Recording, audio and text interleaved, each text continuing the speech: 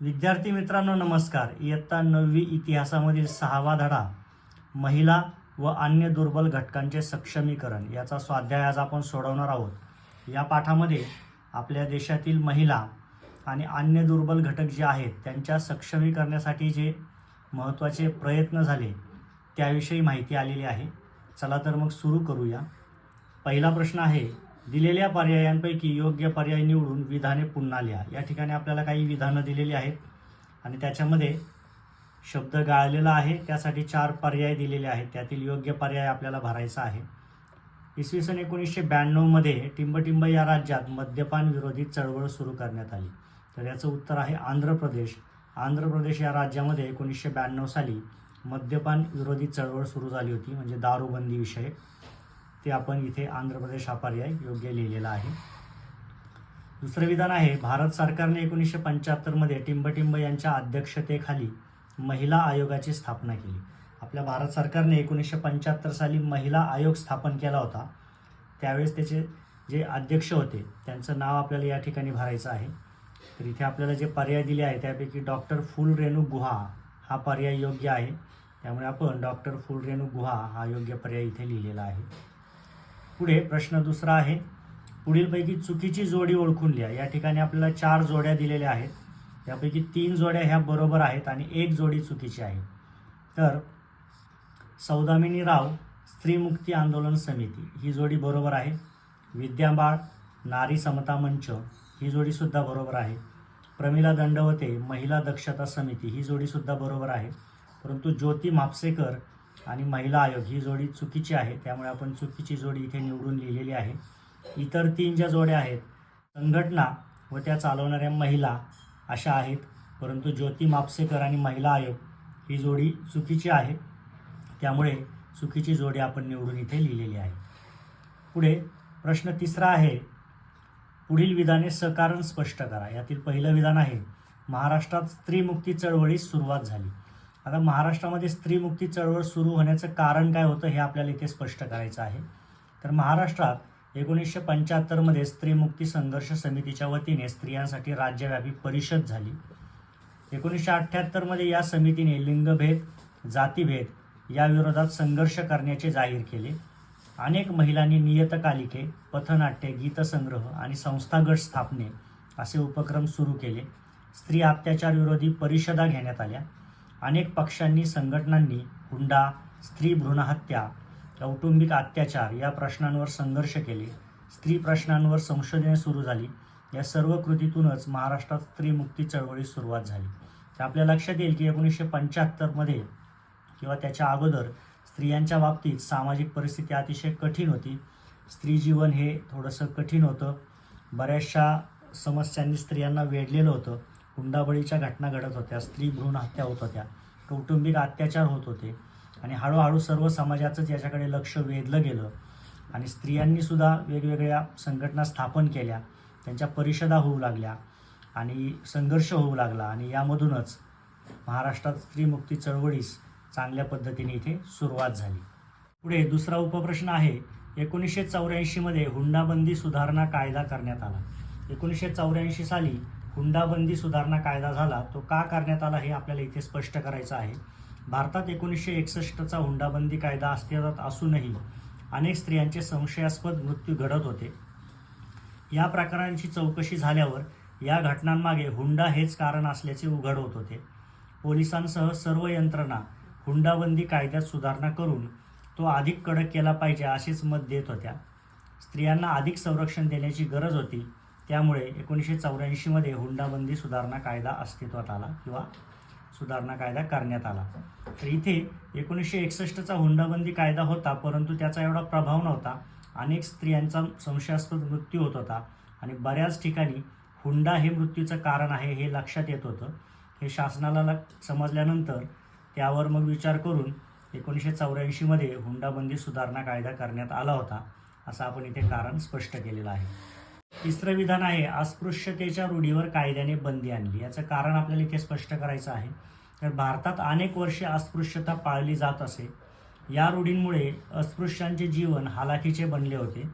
स्वातंत्र्योत्तर काळात भारतीय संविधानाने नागरिकांना स्वातंत्र्य, समता, बंधुत्व व सामाजिक न्याय या मूल्यांचा पुरस्कार केला.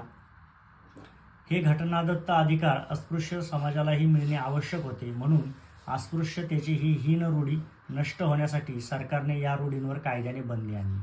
आता भारताचा जर इतिहास आपण पाहिला तर सामाजिक इतिहासामध्ये अस्पृश्यता ही बऱ्याच काळापासून पाळली जात होती आणि त्याच्यामुळं समाजाचं विभाजन होत होतं आणि अस्पृश्य लोकांचं जीवन हे अतिशय हालाखीचं बनलं होतं. त्यांना कोणत्याही प्रकारचं शिक्षण मिळत नव्हतं. त्यांची परिस्थितीसुद्धा अत्यंत गरिबीची होती आणि याच्यामागे अस्पृश्यता हे मोठं कारण होतं.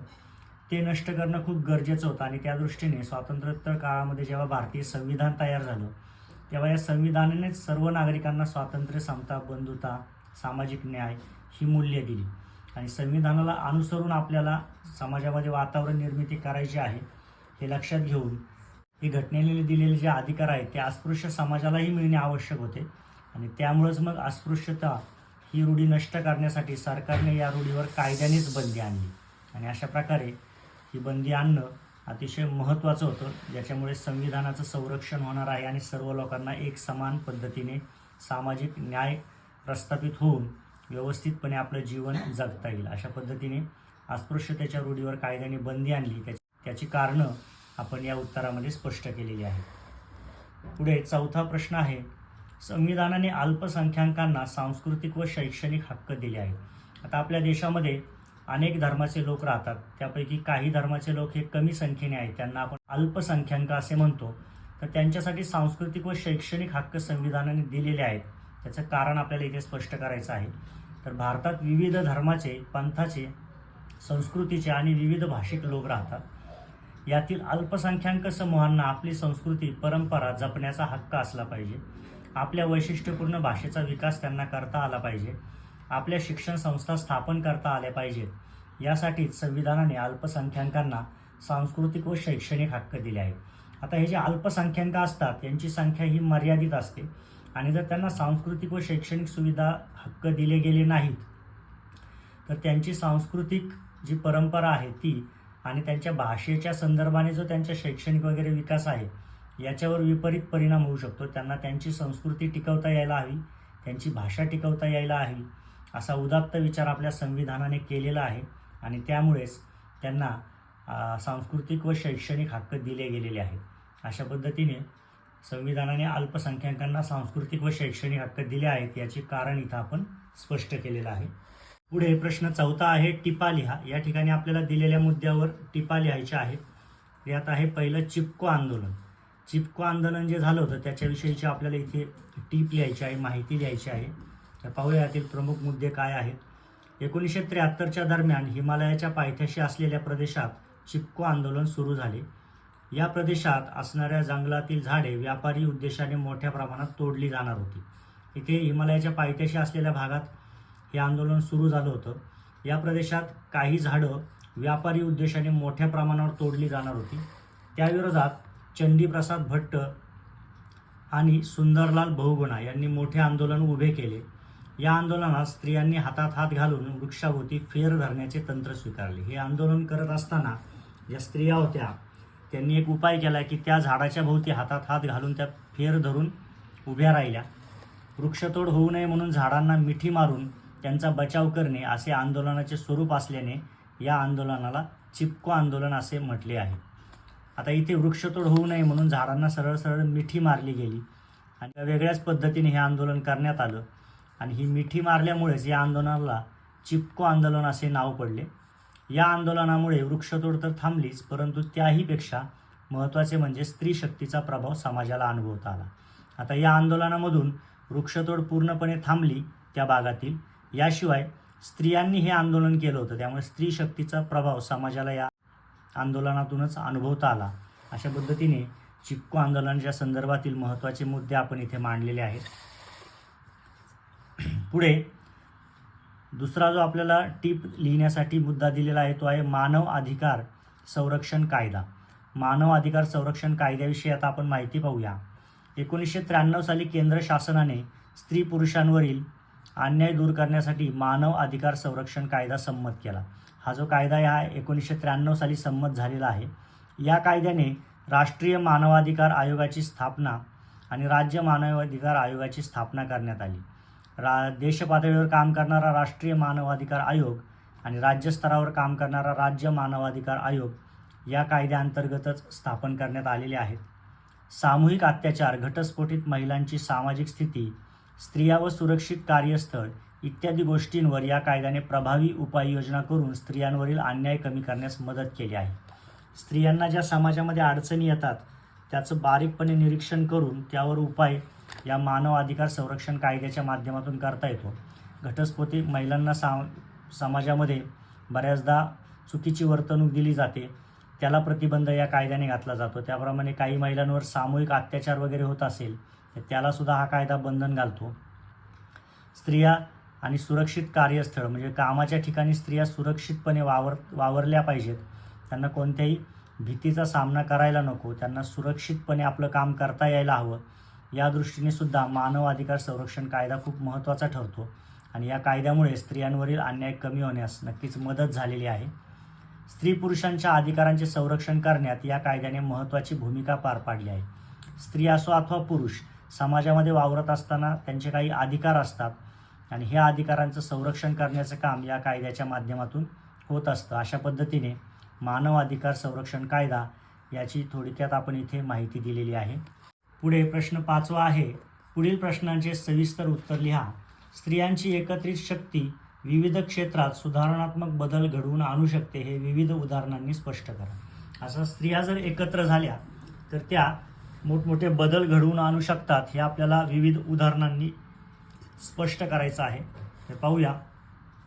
स्त्रियांची एकत्रित शक्ती विविध क्षेत्रात सुधारणात्मक बदल घडवून आणू शकते हे पुढील उदाहरणांवरून सिद्ध होते. इथे आपण काही उदाहरणे देऊया. ऐन दिवाळीत अनेक वस्तू बाजारातून गायब होऊन महाग विकल्या गेल्या. याविरुद्ध मुंबईतील स्त्रियांनी काढलेल्या लाटणे मोर्चाला यश मिळालं होतं. मुंबईमध्ये स्त्रियांचा एक मोर्चा झाला होता. या मोर्चामध्ये ऐन दिवाळीत अनेक वस्तू बाजारातून गायब करून व्यापाऱ्यांनी महाग विकल्या होत्या आणि त्याच्या विरोधातला हा मोर्चा होता. त्याला लाटणे मोर्चा अशा पद्धतीने नाव देण्यात आलं होतं आणि त्याला मोठ्या प्रमाणावर यशसुद्धा मिळालं होतं.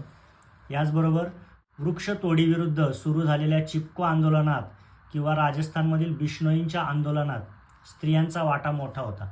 वृक्षतोडीविरुद्ध चिपको आंदोलन झालं होतं, त्याच्यामध्ये स्त्रियांचा खूप मोठा वाटा होता आणि राजस्थानमधील बिश्नोईंच्या आंदोलनामध्ये सुद्धा स्त्रियांचा मोठ्या प्रमाणावर वाटा होता. आंध्र प्रदेशात मद्यपान विरोधी चळवळीत स्त्रियांनी आरक विक्रीची दुकाने बंद पाडल्यामुळे तेथील सरकारला दारू विक्री विरोधात कडक धोरण स्वीकारावे लागले.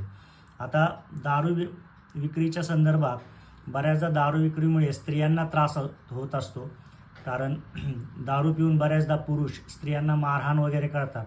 त्यामुळे आंध्र प्रदेशात जेव्हा मद्यपान विरोधी चळवळ झाली तेव्हा स्त्रियांनी त्या चळवळीमध्ये मोठ्या प्रमाणावर सहभाग घेतला होता आणि त्यांनी आरक विक्रीची दुकाने बंद पाडली. त्यामुळे शेवटी सरकारला दारू विक्री विरोधात कडक धोरण स्वीकारावं लागलं होतं. इथे सुद्धा स्त्रियांनी जो आंदोलन केलं त्याचा प्रभाव स्पष्टपणे दिसला होता. तेलंगणातील शेतकऱ्यांच्या मुक्ती लढ्यात स्त्रियांचा सहभाग मोठ्या प्रमाणात होता. त्यामुळे हा भाग वेठबिगारमुक्त होऊन स्त्रियांची मुक्तता झाली. तेलंगणामध्ये जे शेतकरी होते त्यांच्या पण मुक्ती लढ्यामध्ये स्त्रियांनी सहभाग मोठ्या प्रमाणात घेतला होता. त्यामुळे इथे वेठबिगारीपासून स्त्रियांची मुक्तता झाली होती. पुढे 5वा मुद्दा आहे. स्त्री संघटनांनी केलेल्या विविध आंदोलनांमुळे जनजागृती होऊन महिला विद्यापीठे, स्त्री अभ्यास केंद्रे स्थापन केली गेली. स्त्री संघटनांनी शिक्षणाच्या क्षेत्रामध्ये सुद्धा अनेक आंदोलने केली आणि त्याच्यामुळे प्रकारची काही महिला विद्यापीठं तयार झाली, स्त्री अभ्यास केंद्र सुरू झाली आणि आज ही केंद्र चांगल्या प्रकारे स्त्रियांना शिक्षण देत आहेत.